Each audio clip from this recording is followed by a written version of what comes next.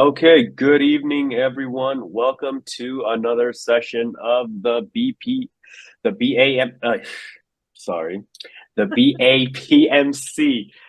We have a very special and interesting guest today. But before we get started, love for everybody who's joined us so far to come off mute, say hi, where are you joining us from, and what brought you here today?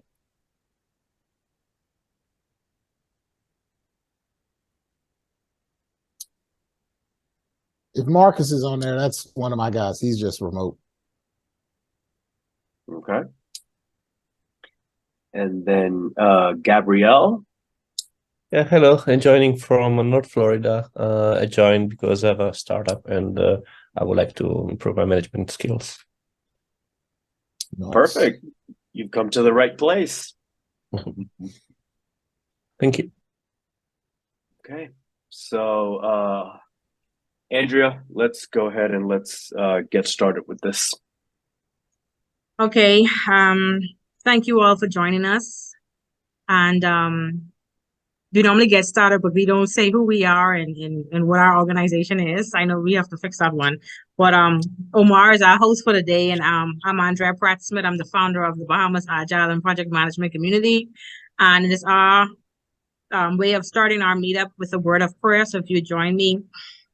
Heavenly Father God, we thank you for this opportunity to come before you again as the Bahamas Agile and Project Management Community. Lord, we are so delighted that next week we'll be celebrating our second year of existence. We thank you for all the opportunities you have provided for us, all of the awesome speakers that you have sent our way. And Lord, we thank you for open doors and the open windows that you have allowed us to experience a thriving community, one that is continuing to grow.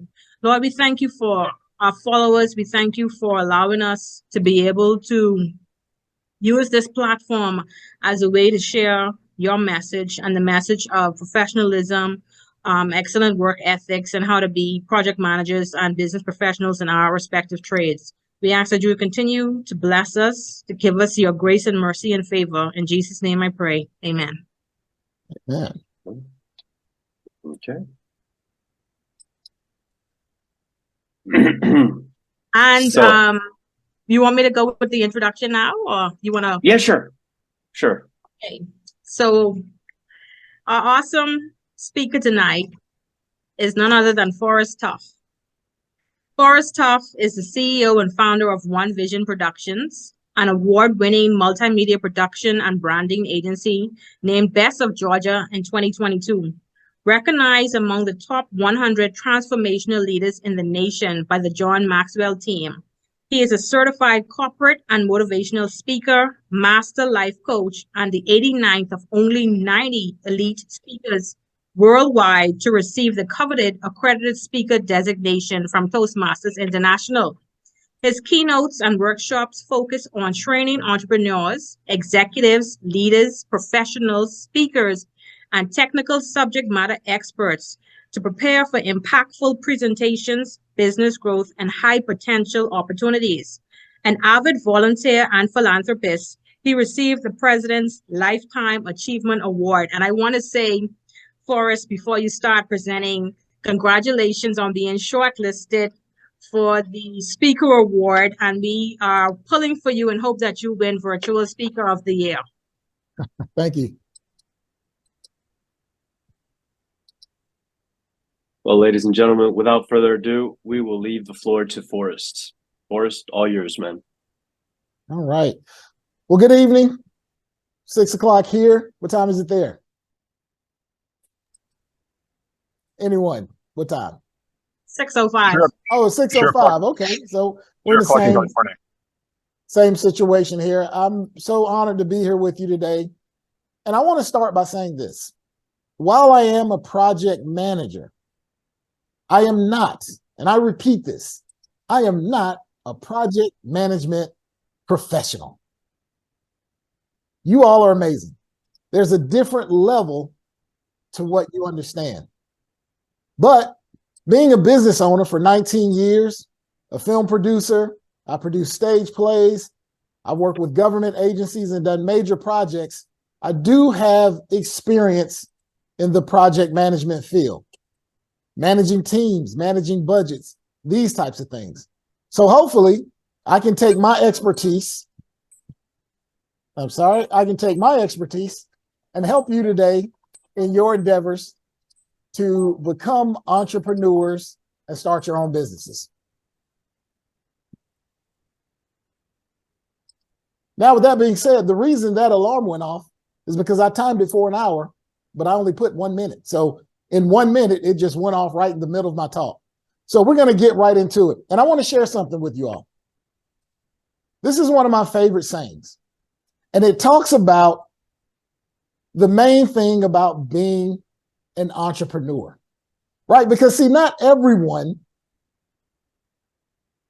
is a project manager, but everyone that gets into entrepreneurship needs to have project management capabilities in order to be successful. Because one thing about entrepreneurship, we're dreamers. Entrepreneurs are dreamers. They have big ideas. They want to make things happen. They may have a skill set. But if you see that project manager at the bottom, they're not just juggling ideas, they're juggling processes, moving pieces, people. And so what we want to do today is take those skill sets that you have currently, and we want to show you how to use that and use that in your own personal endeavors, if it's your creative dream or just something you want to do, and be successful in that vein.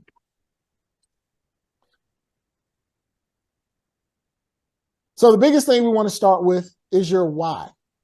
What is your why? When you start your business, what is it that you're trying to achieve? What is it you want to achieve as a professional, as a project manager? What is it that you hope to gain or hope to share with the world? Or what problem do you want to solve? Because in this field, that's what you do. Project managers solve problems. They take things that other people see as like, hey, we want to get to Z. We're at A. How do we get there? And so that's the process we're going to talk about in business. Now, I want to tell you a little bit about my why. When I started my business in 2004, I simply wanted to tell stories. I just wanted to share the things that I could capture on a recorder. You see, growing up in school, I always had the camcorder. I recorded all the parties, all the special events. And then when I would get with my friends years later and show them all these memories, it was magical watching people look at themselves at a different time in their life, or seeing their story being told, or they forgot about something they did. And so one day, fast forward to 2004, someone asked me, hey, could you record this birthday party? I'll pay you $100. And that's when the light bulb went off, because I knew now I had a skill set to tell this story and create this magnificent video to share this memory. Now, what I didn't realize is the skills it took to actually create this video and capture those specific moments. I had entered into another realm. I had got into this project management phase where I had to now gather all these moving pieces and capture the people beforehand. Who's setting up? Who are the people that are doing the pictures? Who are the special people we need to capture? And so in doing this, I became very organized with making sure I had a list of everything that needed to be done in order to create this surreal experience for the individuals that actually got into the video. And over years, we started to expand. You know, we grew into working with corporate agencies, doing weddings, working with government agencies. And now we've actually done some international work. So this is my why. I've been in business now for 19 years. And in this span of time, I've had the opportunity to not only work on single projects, but I've worked on major productions like with the U.S. Department of Justice, doing film projects for all of the U.S. Attorney's Office in the country. I've had the opportunity to work with Coca-Cola, 20th Century Fox, and other major organizations to produce some of what we've done. So today we'll talk about that and how that can move into the project management field. So some of the topics that we're going to discuss today are, number one, we're going to look at the symmetry between the business and the project lifecycle, because it's very similar in how you get to this point. Starting from that concept phase to the end phase. We're going to also talk about some of those skills that you have that will allow you to run a business. And we're going to look at those and see how that is going to be beneficial to you. And lastly, we're going to talk about brand strategy, because not only do we want to start the business, but we want to sustain it. Because in entrepreneurship, sometimes it's not just about closing that project. It's about closing that project so you can get to the next one. And that's what it is as a project manager. You don't want to do a job and now it's time to quit. You're out of here. It's like, listen, we completed this job. We're going to use this as a base so that we can show them we can handle bigger projects. And so we're going to use this today and see how it all flows together. So let's get started. Now we're looking at that first phase, right? You know, in project management, you have the initiating to the close. Now, in business, that's the same thing. It's the phase of going from the idea phase to, in the business, well, we have either the close of the business, or in this sense, you can reinvent the business to keep the doors open. But essentially, these 5 steps are what it looks like in order to make that happen. So the first thing we want to talk about is that idea phase. When you define what that business structure is, and I know in project management, this is where you define, hey, here's what needs to be done. And it's the same thing here. You're now deciding, okay, how are we going to get to the finish line? You know, at this phase here, we're going to figure out what are the steps that we need to take to get to the finish line. And we're also going to do that second phase. We're going to do a little bit of the research, the market research. And as you can see, the symmetry of the planning phase, defining how to get it done. What are the things we need to look at that we need to think about in order for this to be successful? Second here. All right, let's see.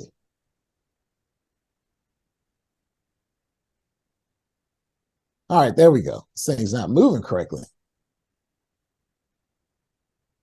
All right, we're having a little technical issues. All right, here we go. We're back to it. And so next we're going to get into that launch phase. Okay, it's executing phase. This is where we're going to get this project going. We have all these moving pieces. So now we're going to get this thing going, whether it's the business, whether it's a launch that you're doing to let everyone know you're here. This is what we're going to talk about.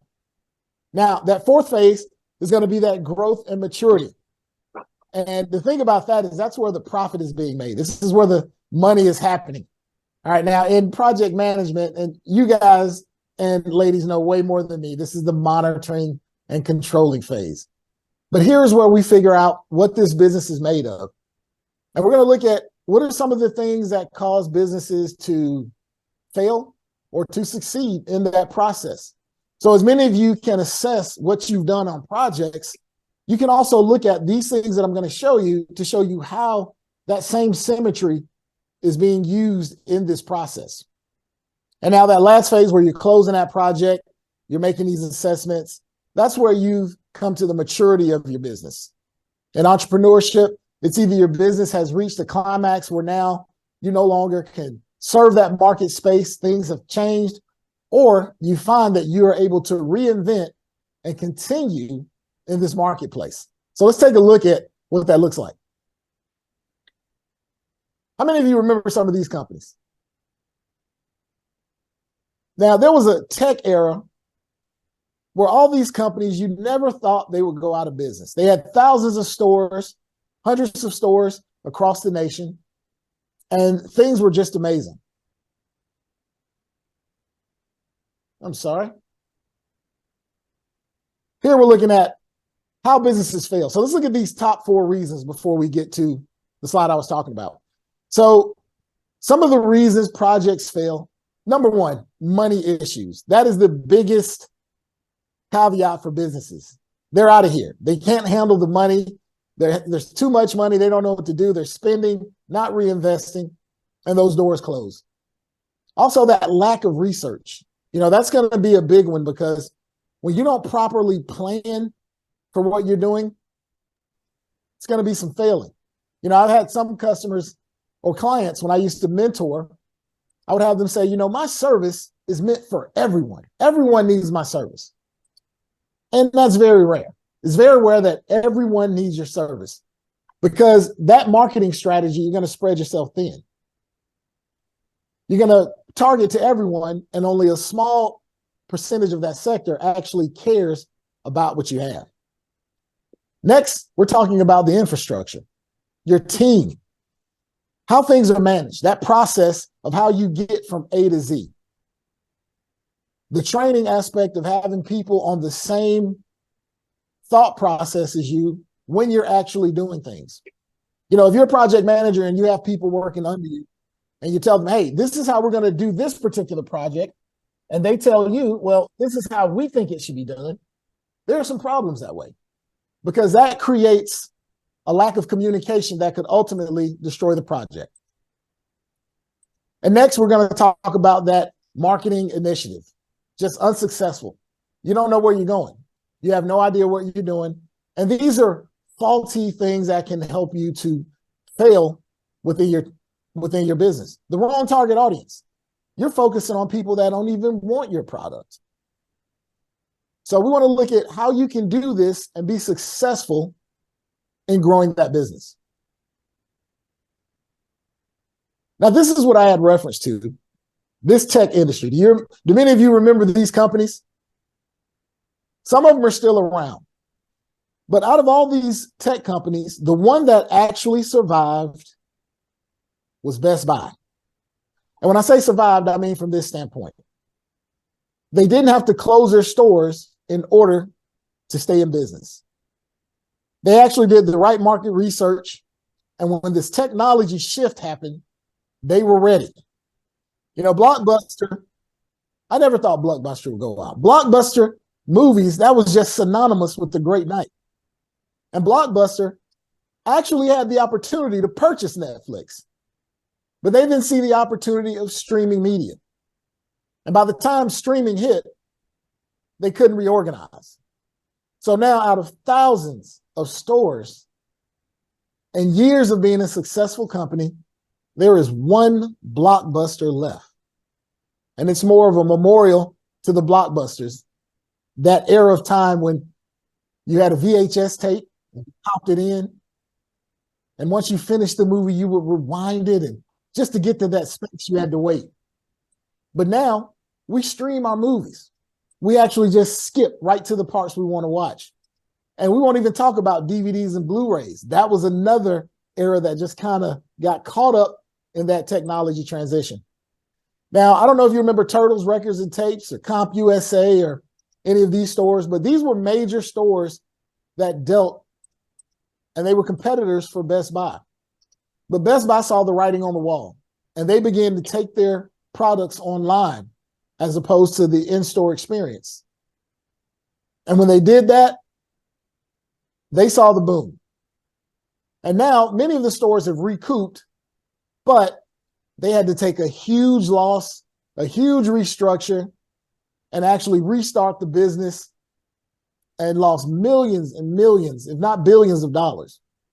So when you handle these things correctly, and as you know, the project, if you can follow things correctly, there's going to be some bumps. There's going to be some times when everything doesn't work out right. But if you can follow a plan, you can get to that finish line. And that's how we look at it in business. If you can follow the plan and create a marketing structure that gives you room to be flexible, and you take the time to have the right people and pay attention to trends in the marketplace, you can actually sustain your business. So let's take a look at some of the skill sets that are required. Now, as I said before, I mentor entrepreneurs, and I've mentored entrepreneurs that came in with a good idea. They said, hey, listen, I could do this. This is going to be amazing. And it's a creative project. But they think, just based off the love that they get from their friends, their family members, that they're going to go viral the minute they post it online, and the world is going to buy their product. But unfortunately, there are certain skill sets you need to have in order to run a business. And if you can look at all these skills, I'm envious of project managers, because you have these. This is the stuff that helps to sustain a business. Now, getting it started, it helps to get it started. So the only thing you need is really a good idea. And I think project managers are creative people. Even though you choose it as a profession, I know that there are things that you have, things that you want, or a problem that you want to solve or a need that you see you can fix. And that's what's important. So in order to do that, you take these skill sets and now they're transferable in order to start a business. So not only are you ahead of the curve, you are positioned to have a business that lasts because you have the skill sets to identify working with team members, mapping out projects, how to get from point A to point Z. These are not skill sets that are inherently learned by people. This is not something that's just, oh man, I have this. Most entrepreneurs have a great idea, but they don't have the skills to actually get to the finish line. So you are ahead. If any of you are thinking about starting a business, that's excellent. Do we have any that are here starting a business or have started a business or looking to start one in the near future? Anybody? Yes, in the chat, just yes. Or are you all just here thinking about it? And, this is something that you might want to get done. My case, I haven't found my idea. Hadn't found the idea. That's fair.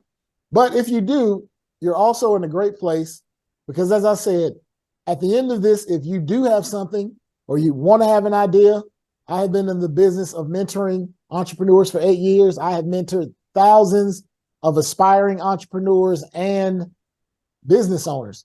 So today could be the great day that you get started with that dream and use all those skill sets to get you going.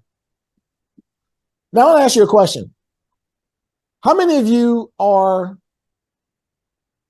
in the Bahamas or in the States? Or do we have anyone here that's actually, if you start a business, it would be in the Bahamas?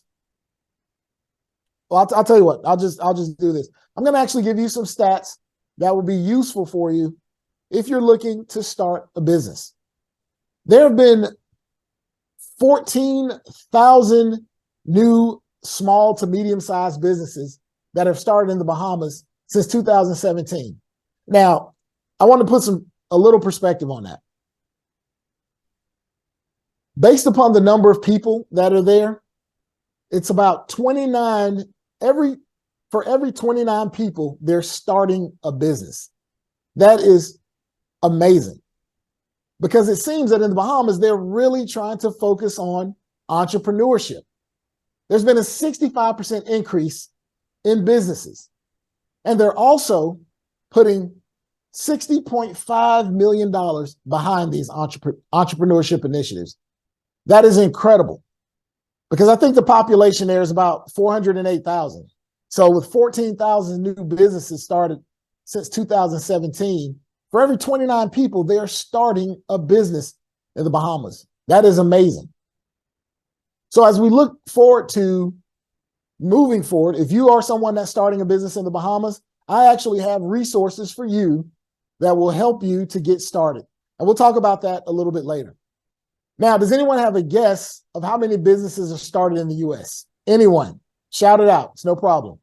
Every year in the United States, how many businesses do you think are started? 4 times that amount. So that would be what? 4 times 14,000, 56, what? Yeah. Throw out a number. 60,000. 60,000. There are 4.4 million new businesses started every year. That is insane. That is so many businesses. So what we have to talk about now is not just the processes to run a business, but how do you stand out in this marketplace? Now, we do understand that businesses go under. But at the same point in time, this is the level of competition it takes to start a business. And you have to figure out what is the thing that's going to differentiate you or make you stand out in this red ocean. Yeah, the ocean is where everybody's fighting for the same thing. There's blood in the ocean. So we're going to find that blue ocean. how you can have sustainability in your business. And I'll be honest with you, in a technology space, it's challenging. When I started doing videos, when I first started, there were no smartphones. You know, they had the Nokia phone or the little flip phone that had terrible cameras. So not everyone had video. But when the smartphone revolution came about, I had to truly reorganize or my business doors would close. And so for that, we started to branch out into different areas. We started to find areas that maybe required more paperwork in order to get those jobs. So that's going to be one of the things that we talk about also, is not just opening that business, but sustaining that business and looking at things that are happening in the area, things that are happening with social media that can help you to make those changes. Now, here we're talking about different types of businesses. And these are from the sole proprietorship, which is basically business owned by an individual or a company or LLC, limited liability partnership. You also have partnerships where you have two people that have their own companies and they form maybe a third LLC or limited liability company to work together. These are structures you should be aware of, because as you do joint ventures and you start to tie up finances and visions and missions, this is where you'll understand what it takes to make sure that you have your path set, so that when you align with people, you're not aligning with someone whose vision or the way that they do business doesn't mesh with what you're doing. Now, corporation, of course, is owned by stakeholders and investors and different people, and it gives you protections, much like a limited liability corporation. These will provide protections against you having your personal assets in trouble in case there's any type of lawsuits. So I wanted to show you these because as you start to think about getting in business, these are some of the things that you should consider. How this is going to work and what's the best structure for the type of business that you're going to start. Now, when you start this business, we're also going to talk about branding, because this is the piece that I feel is the most important aspect of starting that business. Now, as project managers, this may be the one area that you could use some advice in. Many people need advice in this brand and marketing. But when you follow a process, sometimes you have to create this process, and there's no set rule for how that can happen. But if you can figure out how to consistently brand, it's shown that 33% of companies make more money. Consistent branding can create revenue. It shows people who you are. It tells them, hey, listen, I want to be a part of this company. And listen, nowadays, we all know that 90% of people want to see video. They want to see some type of video of what you're bringing to the table. So keep that in mind. As you start this process, think about how can you advertise to your customers? How can you take what you're doing to show them so that you can get to the point where you're doing the process, where you're here making it happen, and now you have customers excited about what you're bringing to the table. And so we'll talk about two types of branding. And this branding is where you get your brand authenticity. So we're going to look at the internal and the external branding. The external branding is, of course, what you look like on the outside. You know, who are you? Are you registered with an organization, the Better Business Bureau? What have you done? People want to know how you present yourself on your website, your social media presence, LinkedIn. Now, the internal branding is the processes. That's where you talk about your company culture, how you budget that money, the type of risk you take. And so when you do that, you can create something that brand authenticity. You know, one company that I think has done an amazing job is Amazon. How many of you seen the Amazon logo? It's a smile. And basically, it says that you smile when you're spending money. How many of you get a box and you feel great when that box is there after you ordered something on Amazon and you feel amazing? You're like, yes. But the thing is, you're spending money. You're spending money that sometimes you don't want to spend. Some people spend money that they don't have. But when that box arrives, you smile. That is an amazing thing. When you can get people to spend money and be excited about it, you're onto something. And so that's what we want to do. We want to create that, because as business owners, that's the type of thing you want to create for your consumers, for the people that are buying your product. Now, how do we go about doing that? Because now we're talking about that sustainability aspect. After we've started the business, how are we going to do that? And so I'm going to go over a couple of things that I think will be very beneficial to help you figure that out.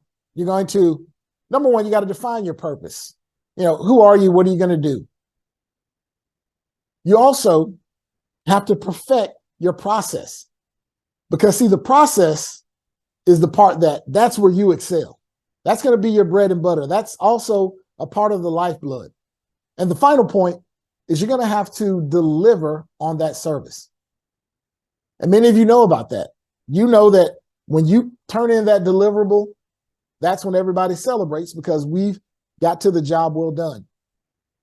I think many of you already know, no matter how great the progress, how great the process, no matter how it started, how many great meetings you had, at the end of the day, if you don't meet those deadlines or the company doesn't get what they paid for, they're not going to be happy. And chances are they may not contract you again to do another major project. So that's the same thing as it pertains to entrepreneurship. Now, we're going to talk about how to define your purpose. Who are you? That's what we want to know. What do you offer? Because at the end of the day, people are going to buy you, but they want to know what you have. And can you get it done? And how do we go about that? Let's talk about this here. This is the vision, the mission, and the value statement. Now, do any of you know those vision and mission and values for your company? Is that something that you're aware of? Anybody? Yes, no? Are you aware of those type of things? Well, if you are, if you're not, if you're a person who's at the head and you're overseeing a team, it's great that you know this, because your company's vision, mission, and core values are something that needs to be imparted in your team. And this is what I do in my business with my team members. I make sure that they understand what we're trying to do, how are we going to get there, and also, who are we as a company? Because you can have all these great values, you can have this great vision and mission, but if you don't know how to make that translate with your people, if your people are disgruntled, if they don't believe in that vision and mission, if they don't have buy-in, they're not going to give you everything you need to be successful. So for us, our vision is to achieve excellence and customer satisfaction in every detail of our work. That's our long game. We want to make sure that every customer we have has that experience. And our mission is to provide every customer with innovative strategies and cutting edge productions. So every customer, we want to give them that great feeling, that great process, so that we can achieve our mission of making sure all of our customers are happy. And our values are built on performance, integrity, and inclusion. You see, in this day and time, it's not just about how I see it as the head of the organization. I now have to be emotionally intelligent. I have to be culturally competent. I have to gain the skills in order to motivate different people. You see, if you can't motivate different people, oftentimes you may not find the talent that you need to help your business grow. So when you define that vision, mission, and that value statement, you want to make sure that it's something that you can translate to your team and that they have buy-in and they believe as the leader, you embody that. Because people generally work for people. If I believe in you, guess what? I'm going to make sure you look good. If you're taking care of me, guess what? I'm going to make sure that your company looks good. I want to represent the company, and I want the process that these clients feel to be amazing, to be excellent. And so that is something that you want to translate when you start thinking about starting the business. That's where you want to really focus, because there's a saying, how you start is how you finish. I remember one time I had this one client, and we have a 100% satisfaction guarantee. And I'll be honest with you, it's unnerving sometimes trying to live up to that, but we do our best. And of course, there are stipulations in order to achieve that. And we had a major client that we covered a conference for. And in this conference, they had some pretty heavy hitter speakers, and they expressed, hey, this is one of the major parts of this conference. So we really need this to get done. Now, during this conference, we did training. I made sure everybody was on point. We had equipment, backup equipment. Everyone knew their roles. The leaders knew how to handle their team members. And something went wrong. Something went very wrong. As a matter of fact, the main speaker that was the one they told us about is the one that did not get the service they needed for this 3-day conference. That is a disheartening feeling, because you've done everything perfect, and this one thing that they told you, hey, this really matters, you drop the ball. And sometimes that happens. You can just drop the ball. But I'll tell anybody, it's not how you drop the ball. It's if you decide to pick it back up, own it, and do whatever you can to make it right. So, first of all, as the leader, I had to take the blame. I dealt with my client. I didn't tell my client, oh, well, this person, they're new, they just don't really understand. Couldn't do that. As the leader, I had to take it. It was my personal fault that this happened. Now, of course, I'm going to deal with my team member, but to my client, I'm going to own this fault. And now I'm going to try to figure out how we can fix this. And in this situation, we couldn't fix that for that speaker. Now, we didn't totally drop the ball, but based on what they needed, we dropped the ball. And so what I offered to them was, hey, listen, we're going to refund you for this full day. And better yet, we're going to do the half of the other day. And guess who had to take the hit? I took the hit, not my team. I had to take the hit because everybody gets paid first. The sad part was that I really did not want to take that hit. I had taken that money. I had allocated it. I knew what we're going to buy. I knew what I was going to spend on myself. I knew what I was going to reinvest in my team. I knew what I was going to do for my wife and my kids. And now I couldn't, because I had to be a man of my word and honor what I told that client. And I'll be honest with you, they were not happy. But when I offered them and took ownership, they were extremely happy. And we've worked with this client now for 11 years. But I'll be honest with you, I don't think that would have happened if I didn't own or stick to what I said my company was about when we won that sales table. So that's something that you want to think about when you're starting this business. You want to think about, what are the ethics? Who are you? And are you going to be that same person when things don't go great? Are you going to fall apart and start blaming everybody else because you didn't oversee that job? You see, that's the thing about it. In this type of organization that I started, at that time, it was me, and I had to take the responsibility for it. Now, it panned out in our favor. They end up recommending us for the Better Business Bureau Torch Award for customer service and marketplace ethics.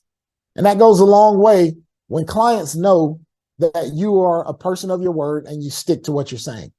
So I would encourage all of you, As you go down that process, think about what it's going to take for you to create a culture and to create something that's going to make people want to do business with you or feel safe about doing business with you. Next, we want to talk about perfecting your process. And so this is where I think most of you have a heads up, or you have I'll say you have a head start on many entrepreneurs, because now you are actually in a place where you get to focus on the processes. And this is the lifeblood of a business. This is what makes a business run. This is what makes it tick. Because when you start, it's great. Everyone's excited. But now when you have to have the meetings, you have to do the follow-up meetings, you have to find out if things are going to if the budget is right, if they're going to the plan that you propose. And that's the part that's going to be so integral to you continuing to keep those clients and moving forward.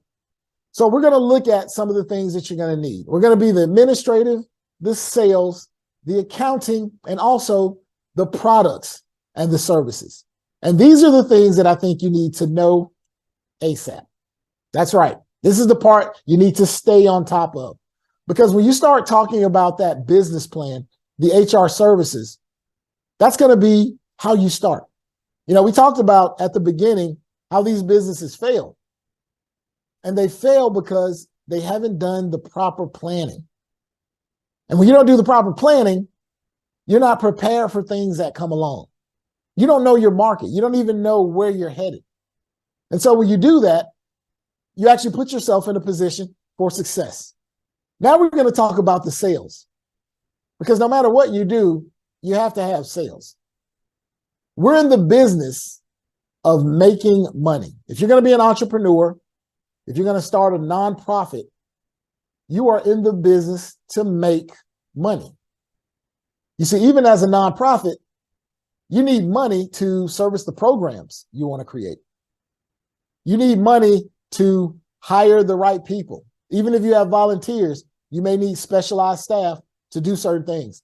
So that sales process, you know, how you spend that money, how you take care of the customer aspect, gaining new customers, keeping those customers. What are those plans you create to keep them in line with you and to stay with you for the long run? And the next part is that accounting piece. Like this, sink or swim. You have to manage the budget.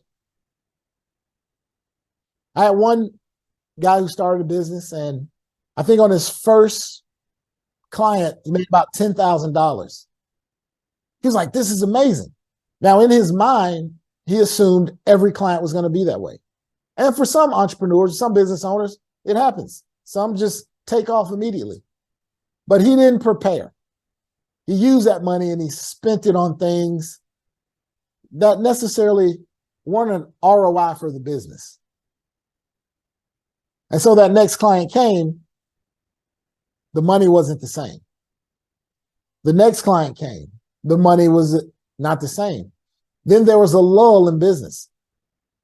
And so over a period of time, that money could have sustained him until he got to the next place, or until he grew to the next place.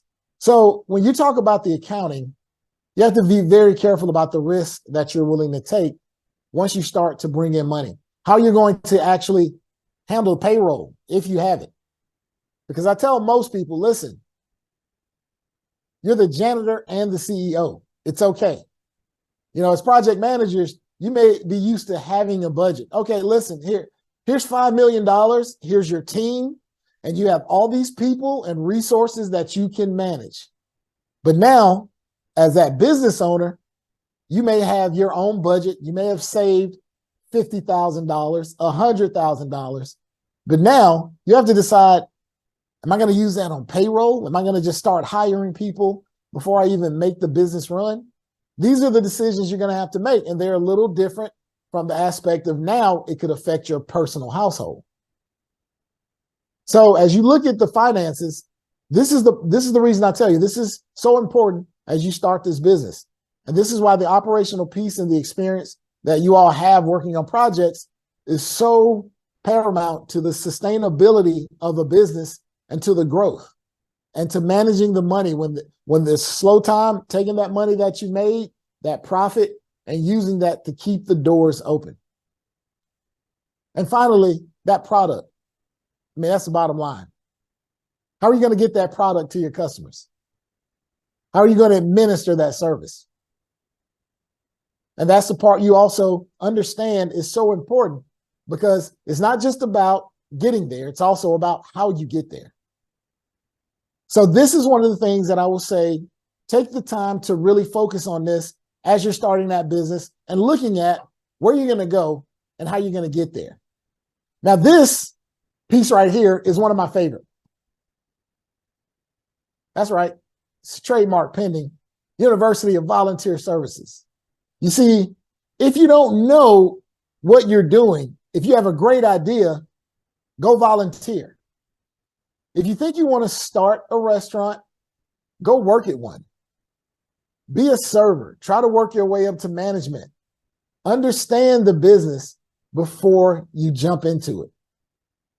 If you think, you know what, I believe that I could have the best mechanic shop because I can run the operations, but you've never worked on a car in your life, you might want to get some training or hire the right people. And hopefully that works out, because you still need to know what they're doing. So the more knowledge you have about your business, the better off you'll be initially. And I think it's great that as an entrepreneur, as a person who's starting it, you understand what's happening. Because if you don't know what's happening, things can happen and you're relying on others' expertise without having a working knowledge of how it's done. You don't do that now, so you definitely don't want to do it when it's your money on the table. Now, we had an instance where we had an opportunity to work with 5 corporations at once. We were working with the Woodruff Art Center, Coca-Cola, the High Museum, the Symphony, and these organizations were putting together something where Coca-Cola had bought out a brand new marquee for the Woodruff Art Center, which is the largest art center in the Southeast. And so we were contracted to do a series of videos for each of these organizations. Here's the caveat. We had to work with representatives from each organization. That means we were working on 4 to 5 separate projects, and they all had a different process of how they got there. So you need to know who you are and what you do, because at that same time, you have to make sure that when you're working with organizations, that you're comfortable letting them know how it's going to get done. They can't dictate your business. They can only dictate what they want done. You have to give them the expertise to say, okay, this is great. Here are some options on how to get there. So this is a great opportunity for us to actually use all these processes, everything that we talked about. We had to make sure that our vision aligned with their vision. Those were the things they checked out. They wanted to make sure that we had a company piece. We had a piece that serviced the community. They wanted to know how the employees were treated, because those are big things that they were a part of. And this was a very lucrative opportunity for us. So we had to make sure that we were on point. And we had to, now that we were in the door, we have to make sure that they don't shut the door on us. So I will say this, in doing all that, we did everything great. But here is the final point. Deliver the service. You have to do what you say you will do. Because I don't care how great you read on paper, how many smiles I gave them, handshakes, affirmations. At the end of the day, when they had all the stakeholders and the city of Atlanta out for this event, those videos did not represent what they wanted on that marquee, they would have never used our service again. I guarantee it. And that's what you don't want. You don't want your processes and your people to fall apart. You have to make sure everybody's up to speed. The training, making sure that they have certifications. And those are the type of things that are synonymous with the project management, staying up to code. I think some of you today are getting a credit for taking this for being here. Those are the type of things I do with my team.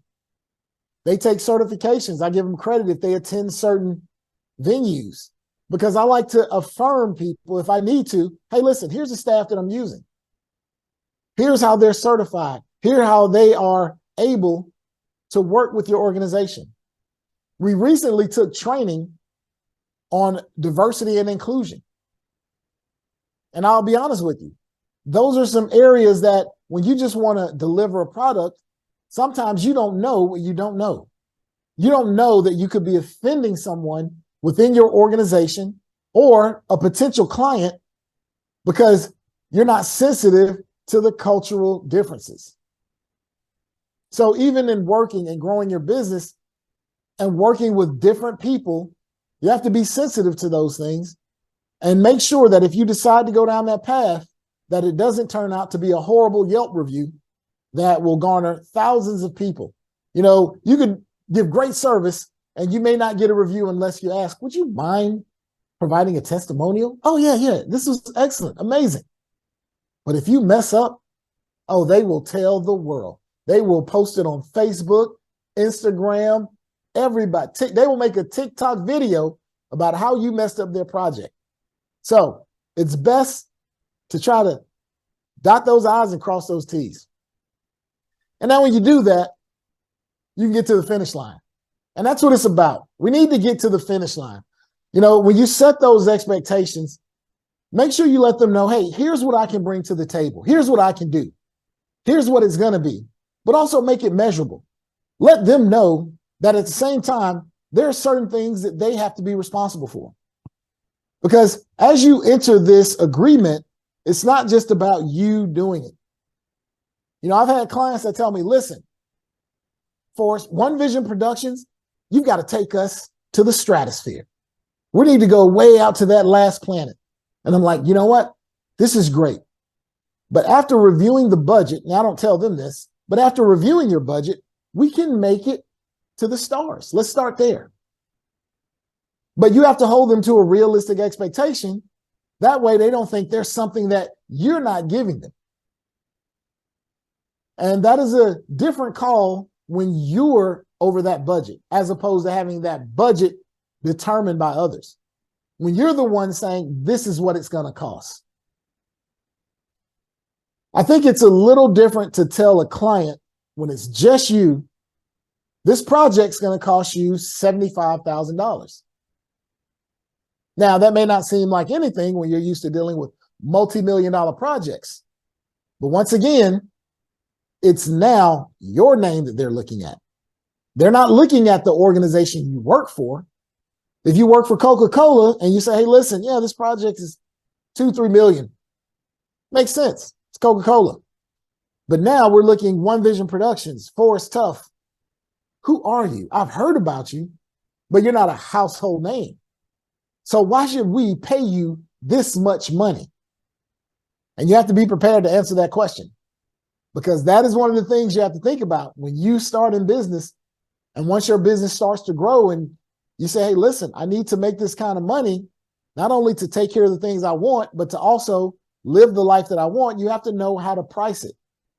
But you have to help them get those real expectations. You have to meet those deadlines, as you well know. And when you do that, that's when you can start to bring in the revenue. And we know that revenue is the lifeblood of all companies. If any company isn't making revenue, the doors will close quickly. So whether you're working on a project, whether you're starting your business, you have to make a profit. That is the focus you should have, is that I need to make a profit. I can't just break even. I can't make all my customers feel happy. Sometimes they need to be uncomfortable with the costs. It's the only way they'll think they're getting something.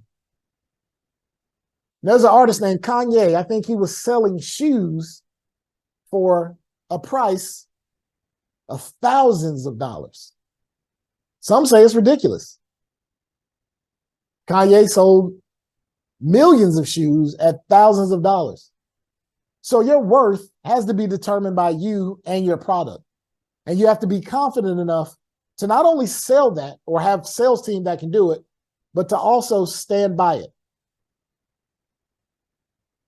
Because that's how your business is going to grow or sustain at different levels. And if you can do this, or you can be successful with determining how those things happen, then you can have an excellent launch to your business. And I'll be honest with you, nothing is more fulfilling than to sit back and enjoy the fruits of the labor of the things you've created. To see your family, to see your children graduate from college, knowing that you've been able to work every day in your life and create the opportunity for them to see college, to be a part of their life, to deal with the ups and downs, the struggles, to budget your money to a science. But I can't tell you how fulfilling that is, to spend time with my family and to have my family know that, you know what? I can say that my dad was there. He was a part of so much of me growing up because he created opportunities. He chose to do something that was flexible. He chose to go a hard path and try to make it work. And it can happen. But if you take the time to be diligent, make the sacrifices, when that new truck comes out, you keep that old truck and you focus on making sure that business works until you can buy the new truck. And it's now a company asset as opposed to a liability that depreciates as soon as you drive it off the lot and you're not getting any tax write-offs. That's another conversation. So I want to talk to you right now about a couple of the business resources that I think are going to be very helpful for you. Now, the Access Accelerator, this is in the Bahamas. This is the organization that's dedicated $60.5 million to individuals, people starting companies in the Bahamas. And that website there is the information you need to contact them. It has everything you know to work with the government and start a business, all the processes and specs and everything it's take to get there. Now, if you're in the States, we have the SBA, Small Business Administration, and SCORE. Small Business Administration is a huge organization that's been around for years that offers pro bono services that teach you how to work with the government, to teach you how to work with corporations, how to start your business, how to start a nonprofit. And they're with you every step of the way. I was a mentor with SCORE. SCORE is a resource partner for the SBA. It's been around about 60, 70 years. And it's retired. It used to be retired executives. Now it's retired executives, successful entrepreneurs that have been vetted. There's a 90-day vetting process to be a mentor, and they're constantly giving training to help you with your business. Now, here's the catch. It's for the life of your business. As long as you're an entrepreneur, you have professionals to talk to. Not just one, you could have 5 mentors for different things. You could have one that focuses on finances, one that focuses on sales, somebody that focuses, if you're in the retail space, retail. And all of these individuals can become a part of your team to help you grow. Knowledgeable think tanks. And that's what it's about. As an entrepreneur, you want to take that skill set that you have and find as many credible people to help you sustain your business and grow. So those are the websites. You can jot those down. And if you have any questions later, we can talk about it. And they're going to help you to start your business and sustain that business. Now, I would be remiss if I didn't talk about this. One of the things many companies have that when they close the doors, number one thing that they talk about is money. So this is a great book on financial literacy, investments, return on investments, how to handle those finances when they come in. And this has been worked wonders for me. You know, with business, I try to play the short and the long game. I don't want everything to just be now. I put some aside for the long game because I have to get involved in investing. But you also have to understand how money works, because these are parts of the business that many people don't learn in school. They don't learn in grad school, in business school. They don't teach you how this is going to help your business sustain. So that's a book that I think has been valuable to me. It's been valuable to so many people that I've worked with to help them understand, hey, if I jump into this entrepreneurship thing, how do I deal with money? How do I handle that money in order to continue to grow? Now, this last one is my caveat. This is something that I say for you. When you start to come up with that idea, this book, The Blue Ocean Strategy, is amazing. It teaches you how to get out of that red ocean that I talked about. The red ocean, of course, is where everybody is fighting for the same business, the same clients. But now you're in this blue ocean where you have access to create your own market share. I'll give you an example. How many of you remember going to the circus as a kid? It's $10, $5. You go to the circus, get some popcorn. You know it's going to stink because they've got elephants. You're going to see some tigers, the clowns, and you took the kids. It was a daytime experience. You all had a great time. And for parents, it was the thing you said, hey, this is great. My kids got to see the circus. Now, something came along called Cirque du Soleil. They totally changed the experience. Now it's a date night. You know, you take your lady or your friend or your significant other to a Cirque du Soleil, $400 tickets. We're eating nice meals while we watch circus acts. It's not circus acts. It's a performance. They reinvented the circus. And in 5 years, they made the money that circuses like Barnum and Bailey made in 20 years because they were able to charge something that made this experience totally different. So I would suggest get this book. If you're thinking about an idea and you're like, man, how do I stick out? There's so many businesses. There's so many businesses started every day. How do I stand out? This is one that I used. And it helped me to find out what was the thing as a media professional that would help me stand out. And sometimes it's not super amazing. It could be a small thing that you go, light bulb. And you can find yourself moving in a lane that's a little more open. So as a recap, we talked about the symmetry between the business and the project life cycle. Hopefully you've been able to see how synonymous they are together in terms of the process, the 5-step process, how what you're doing now can actually be what you use in that business. We also talked about those skills that are needed to run a business. Those are skills that you possess. So you're ahead of the game. You have some things that many people wish they had as they started. And also, we're looking at how to sustain that business, how to start that business and sustain it. That is an amazing thing. And when you do that, you can find yourself in a place of having a great business. You can take that wonderful idea and you can initiate it. And you can make that concept a reality. And that reality can take care of you. It can take care of your family. And it could also be a legacy for your family, something that you could pass on, if that's how it works.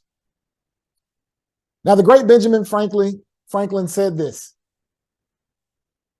if you plan to fail, if you fail to plan, you are planning to fail. Many of you already know this. Many of you already focus on the planning process. So you're ahead of the curve. And I hope today that you learn that if you come up with that idea, you have the resources and you have the skill sets that are necessary to keep it going, to get it started and keep it going. In my 19 years of business, I've had some scares. I've had a scare now recently. AI technology has come out. So before I reach year 20, I'm actually at a place now where I'm having to reinvent myself again. Constantly having to reinvent. And it's not easy all the times. And it definitely is not easier the older you get. Sometimes those cobwebs are in there and you're like, there's new kids graduating every day. They're smart. So you got to make them a part of your team. Work smarter, not harder. But if you do this, you can have a successful business, and those skill sets you have will be a part of the catalyst to help you grow. Thank you.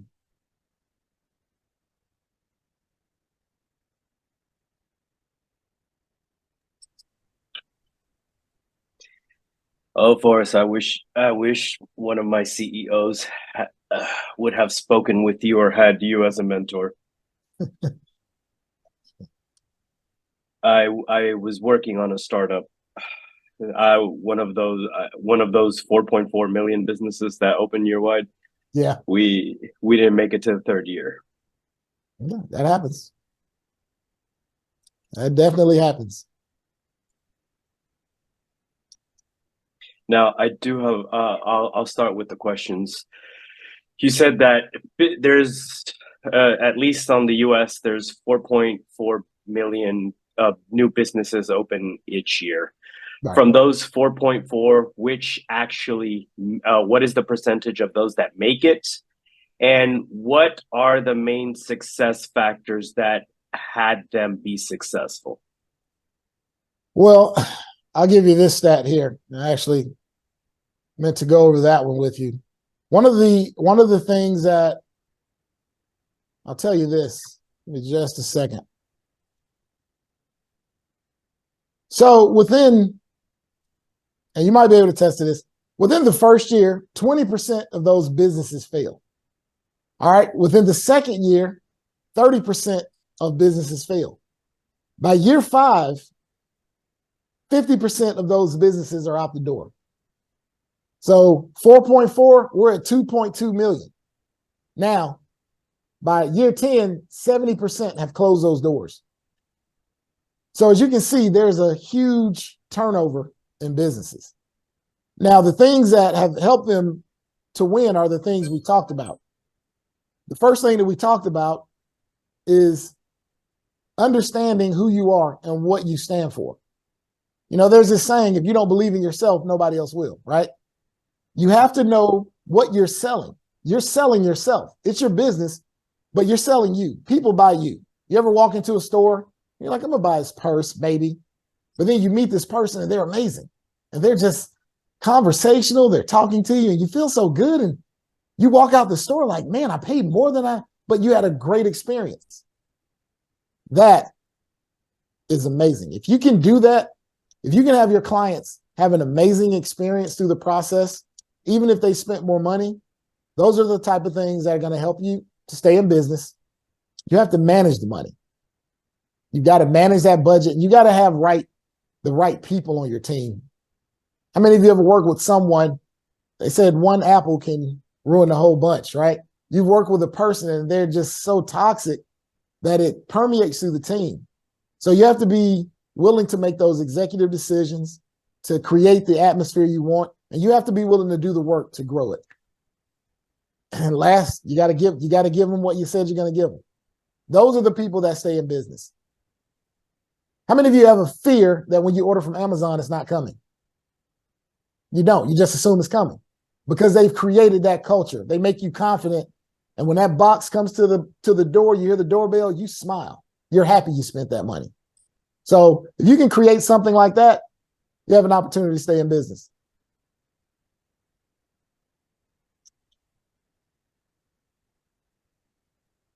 Okay. Now, when we started, there was someone I knew that you said had at least 4 questions. Is he hiding? Where is he? Where are those 4 questions? Kenny, I'm not going to point fingers, but I think he's talking about you. Yeah, where's Kenny?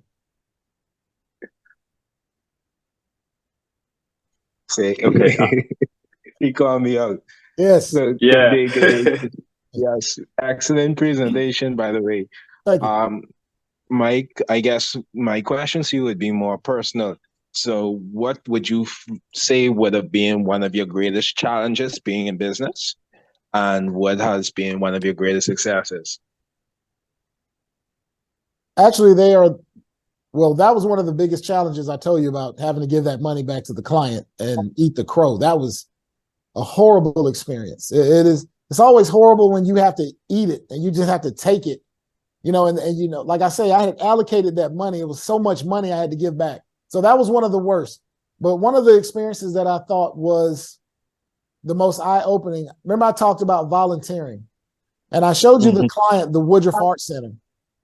Well, I didn't know how to break into corporate. I didn't have a background that said we would hire you. You know, you see these production companies, these guys, you know, it seemed like they graduated from school in production. They've got this team. And I'm building my business just from what I think works. My research, going to get training, reinvesting every dollar I made back into purchasing equipment. But now I'm trying to figure out, how do I get into this space to make more money, to make better money? And I didn't know. So what I did one day, I went to an event. They had this huge event, and I propositioned them to let us do it as a volunteer. I said, I have a team of 5, and I told my team, I said, listen, I'll pay you guys out of my pocket. I did it for free. I said, we need to kill this project, and if we kill it, I promise there'll be more work. So they couldn't turn it down. I had a resume of work.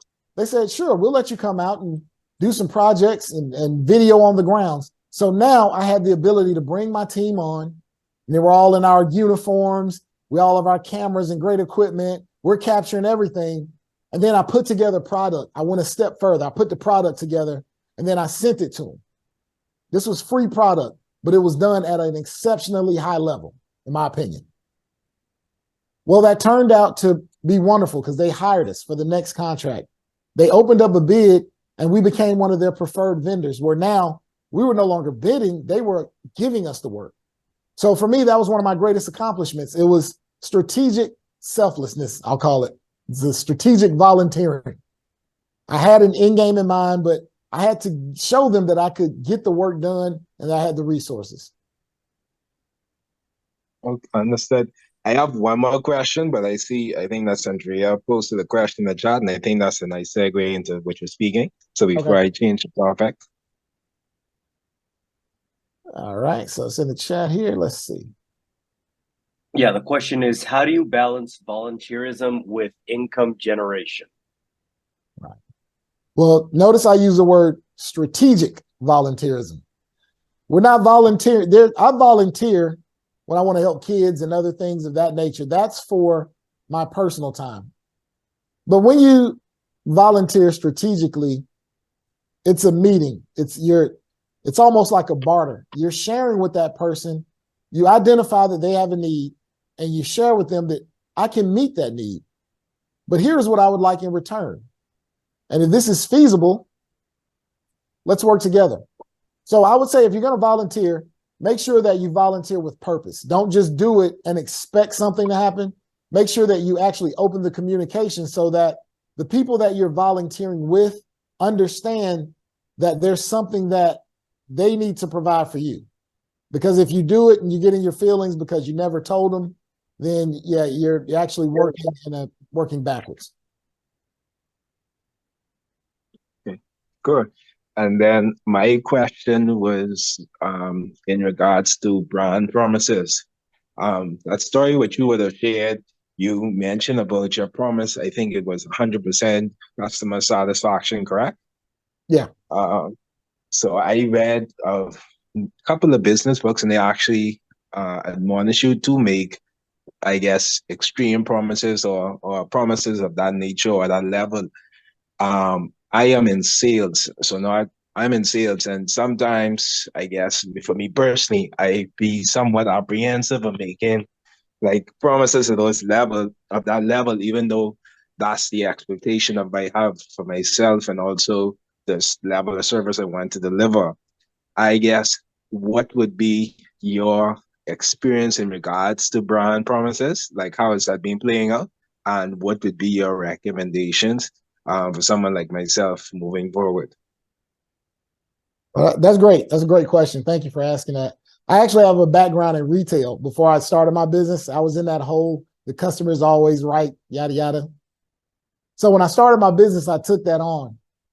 But here is the semantics. That's the word that I want you all to know. Semantics.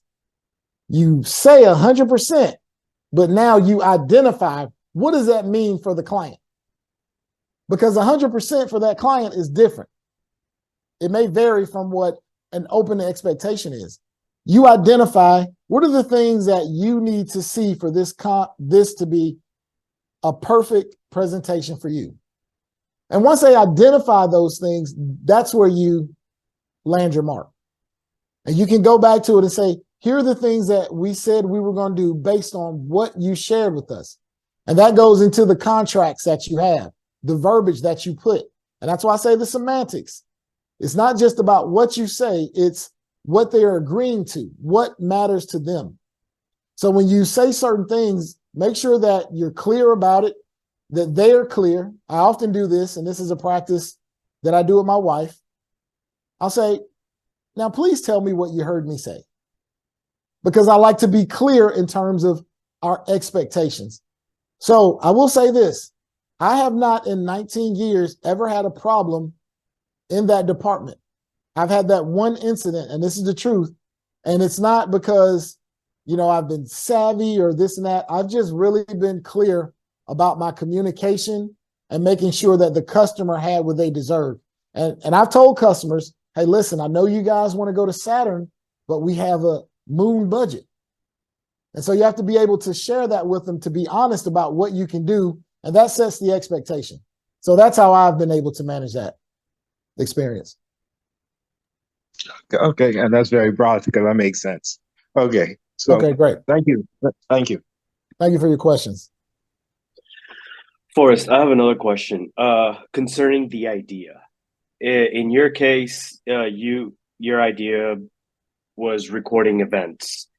Would you recommend somebody having an idea or solving a new problem rather than looking for one that has been solved by others? Or would you, if you're going to be solving the same problem, would you recommend then looking for what would be your delighter, your differentiator? That's a great question. And honestly, it can vary. Just depends on who you are. Someone reinvented peanut butter and jelly and they're millionaires. PB&J. I wish I thought of that. I actually came up with something that was mustard and ketchup, split bottle 10 years ago, but I could not get the patent. I had to face too many people with big money. I was like, this isn't a problem. This is just something people need. They need ketchup and mustard in one bottle. And we're going to stop that extra juice that comes out before the actual sauce comes out. That was my solution. But if you think about it, some of the best inventions are reinventions of a product. They just made it work better. So it works. Somebody could invent a new doorknob that is like, wow, I couldn't have thought of that. So I'll say about ideas, it varies. I'm looking for that idea. I'm looking for the retirement idea. Like right now, I have great ideas they're keeping food on the table. They keep me motivated. I'm looking for that invention I want to make that stops me from having to be in person. You're buying it while I'm sleeping. I just sold 1,000 pieces of product. So honestly, there is no right or wrong. Like if you have one of those ideas, it's now the process of trying to get the trademark, which is the highest form. No, the patent, which is the highest form. Getting the patent or trademark, and now figuring out, which I say is one of the biggest pieces, how do you market that? How do you get the distribution? Those are the type of things you have to think about before you can get to the sales. Like owning it before you can actually sell it. Don't tell anybody that great idea. That's the one advice I'll give you all. If you have a great idea, tell no one. Go buy the domain. Go get all the Facebook, social media websites with that name, and just keep it to yourself until you can get that patent or trademark.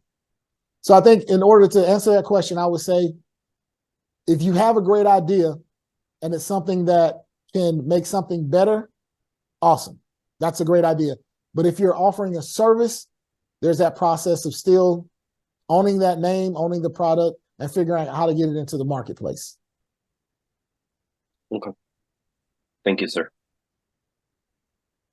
Andrea added a question to the chat is, what advice would you give someone thinking about starting a business but crippled by fear of failure and or not having a secure income?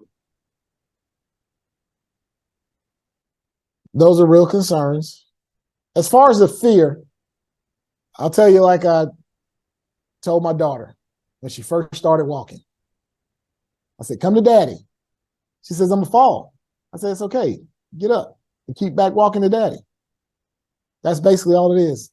Fear is just an experience. Now, I'm not talking about clowns. That's different. That's a different type of fear. But the fear of jumping into something is just that. I mean, the worst you can do is fail.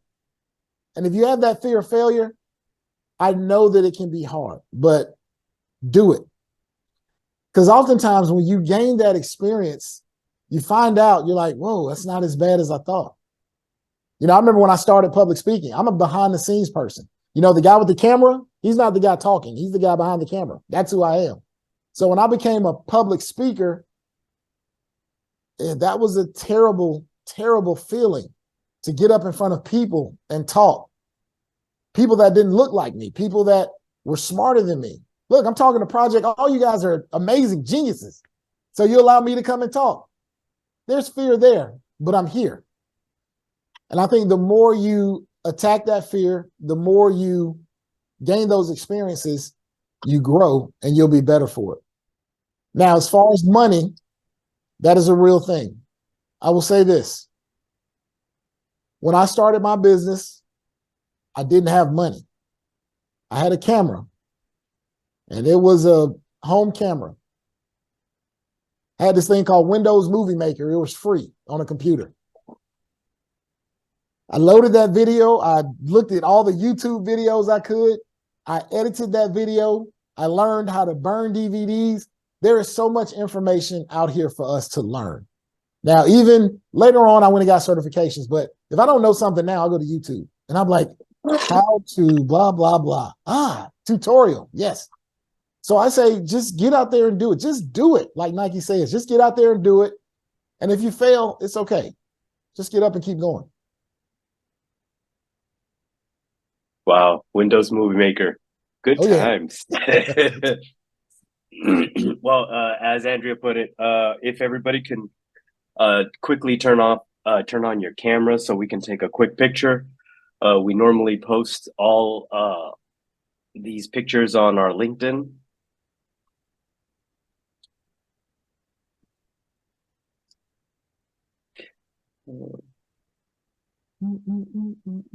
And 1, 2, okay, thank you. 1, 2, and 3. And we're good. Thanks, everyone. Oh, you took it? Yep. Well, let's take another one. I wasn't ready. I wanted to give you some thumbs up or something. I was like, over here. No problem. Let's go again. Let me move this. Yeah, I want to look happy. Like, oh yeah. Come on, people, look happy. I like this was great. Don't look like, who's this guy? Here, Mark. Yeah. They have my camera disabled. If you could enable it, please. Yep. Give me one quick minute. Go ahead, Kenny. Okay. Here let me know when you're ready. Yep. Ready. 1, 2, and 3. And there we go. Got it. All right, go. Okay, we have 5 minutes left. Does anybody else have any other questions? I do. Hi, I'm Kia. I'm just visiting. Forrest Tuff is an amazing speaker, and I've heard him a couple of times. Yes, sir. And I have been thinking about, thank you. I have been thinking about starting a business. I'm a trainer, and I know I'm a good trainer, at least that's what I've been told. But there's so many speakers and so many trainers. What do you recommend going about differentiating yourself? About, it's not just that I have training content, or I'm a good trainer, but what is it that people need training in? Like, what do you recommend going about trying to find a way that differentiates yourself from others in a very crowded and popular space? Absolutely. I would say number one, know who is going to buy your training. Who do you think will buy your training? That's the first question. Who will buy my services? The second thing I'll do is I'll find people who are offering something, and I'll see how they've branded and managed their websites, their materials. Because I can give you a heads up on how to market yourself or how to look like the people that are marketing. And then with that, you can add your own twist or flair. And if you can't find out exactly how to do it, this is where I would say find a coach or mentor to help you talk through that process. And you have to sell your confidence, because listen, I don't know, you're on Facebook just like I am. There's a speaker every day telling you how to make 6 figures, 7 figures as a speaker. And you just have to know it's not always true. You know, not everybody is amazing. Not everybody is great. Some people are good at the marketing aspect. And then when you get to the product, you're like, this is terrible. So I think what you have to do is focus on, who is Kia? Like, what is it about me? You know, and if you can't figure that out, get some people to give you some advice on what's great about you or what you think is marketable. So I always say, look at other organizations. Number one, identify who's going to buy your services, who's your target market. 2, look at your competitors and see what they're doing so that you can understand how you look in that market space or how you can differentiate yourself in that market space. And 3, if you can't identify what you're great at, find a mentor or a coach to help you get to that process. Thank you. Yeah. Like, I'm sorry. I was sitting here looking at Alfie, and Alfie is amazing. And I had to say that, Alfie. Great job. Is that an iPhone? I'm an Android user. So did that help you, Kia? Actually, it did. I do have a niche for helping the non-technical person train and take on more IT, or shall I say the IT resistant person. It tends to be my niche, and there's not a lot for that group. So thank you. I appreciate it. And so I'm going to advise you, Kia, don't say that in this particular group again, because there may be someone that has your expertise. Mum's the word. Yeah, but that's great. Now, Forrest, I guess one last question that I have. Yeah. You mentioned about values and the people who work for other people, but what do you do to keep your team motivated and guided to keep on ensuring that the values that you hold dear to your company are always upheld? I pay them on time first. That helps. Okay. That always helps. They have great attitude when their money comes, when it's supposed to come. 2, I think it's just having a relationship with them, but not, it's not always about friendship. There are times when I just need to be their leader, and they need to understand that. And I think people want to be in an organization where the leader is confident about what he or she is doing, or they actually respect others' opinions also. So I'm not an autocratic leader. I'm not just making all the decisions. I do listen to people. And there are times where I have experts who know more than me in a certain area, and I use that advice, and I'll tell my team, I say, listen, Andreas has a great idea, and I think we're going to go with this. Yeah, Andreas, thank you so much, because I couldn't have figured that out. That goes a long way to acknowledge people for what they bring to the team. So those are the 2 things that have worked for me. Is, first of all, I always make sure they get their money on time, even at my behest. If I have to get the money last, I make sure my people get their money. And secondly, I make sure that I acknowledge them for what they do. Now, I'm a small organization. At most we've had 12 to 13 people, but it's gone a long way in terms of what I've done. Okay. Thank you, sir. And we are 1 minute over. So first of all, Forrest, thank you for sharing your knowledge with us. Something that I do have to say, don't sell yourself short. because we may have experience in agile and project management, but you're talking from your standpoint with an actual running successful business. And there are things that we can learn from you as well. So you had that grit, you had that passion, and you had that risk factor that you were willing to take. So we appreciate your candor. We appreciate your vulnerability on also sharing with us when you had a hardship, because that all helps us as well. So thank you. We appreciate you. We appreciate your time. Hope everybody found this as useful as I did, and we hope to see you again. As for everybody who has joined us, once again, we're appreciative of it. Thank you. Please send people our way. If you want to connect with us, I provided our LinkedIns. You can always find us in LinkedIn or in Meetup. And if there's anything that we can do for you, please just message me or Andrea, and we'll be glad to help. As you all know, we do this just every month, the last Thursday of every month. So we hope to see you back next month. And again, thank you for coming. Have yourselves a good long weekend, and we'll hope to see you soon. Thank you. Thanks for joining.